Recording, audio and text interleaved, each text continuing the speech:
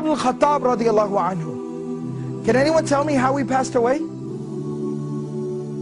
He was stabbed while he was leading the prayer. Alright, he was stabbed while he was leading the prayer. The narration goes on to tell us that Umar radiallahu anhu has this big open wound. He has literally a hole in his stomach.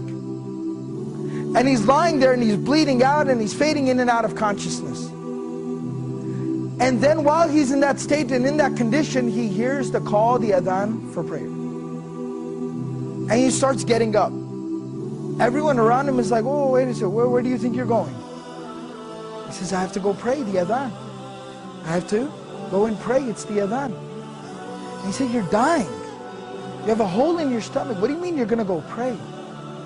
And he says that, I remember the Prophet ﷺ telling me that there's no deen for the one who doesn't pray. That the Salah is like the head and the body. I have to go and pray. This was the commitment that these people had to prayer. As long as I'm alive, Salah is something I do. That's the commitment, the connection that they had with prayer.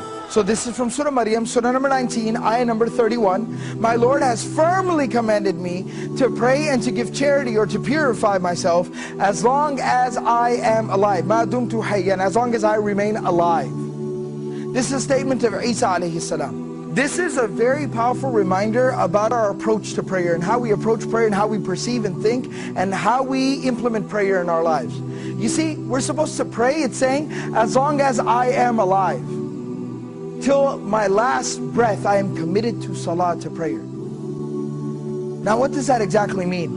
It means no matter what comes up, prayer is something that I will hold on to till my last breath. I will concern myself with till death.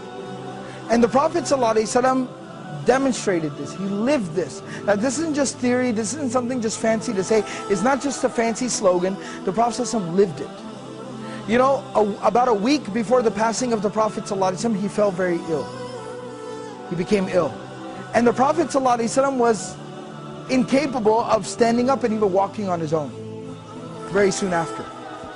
So the Prophet ﷺ, what he did, Prophet ﷺ would send for two Sahaba. They would come to his home and they would carry him. He'd put his arms around their shoulders and they would literally carry him to the prayer like this. But he'd still go for prayer in this condition. He'd still go to pray like this. Teaching us, prayer is something we do till our last breath.